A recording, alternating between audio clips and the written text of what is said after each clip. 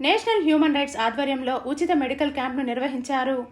తిరుపతి జీవకోనలోని నేతాజీ సుభాష్ చంద్రబోస్ బాలిక హాస్టల్లో ఉచితంగా మెడికల్ క్యాంప్ను నిర్వహించారు. ఈ కార్యక్రమానికి ముఖ్య అతిథిగా నేషనల్ హ్యూమన్ రైట్స్ సభ్యులు విచ్చేసి అవసరమైన వస్తు సామాగ్రిని అందజేసి వారికి కావలసిన మౌలిక సదుపాయాలను అందజేశారు. ఈ సందర్భంగా వారు మాట్లాడుతూ అనుకున్న గమ్యస్థానాన్ని చేరేందుకు అవసరమైన సదుపాయాలు అందించేందుకు తామంతా సిద్ధంగా ఉన్నామని, మంచి విద్యను అభ్యసించి భావి భారత పౌరులుగా ఎదగాలని ఆకాంక్షించారు. అంతకుముందు వారికి అవసరమైన పుస్తకాలను, పండ్లను, పౌష్టికాహారాన్ని, వస్తు సామాగ్రిని అందజేసి ఉన్నత స్థానాన్ని అధిరోహించాలని ఆకాంక్షించారు.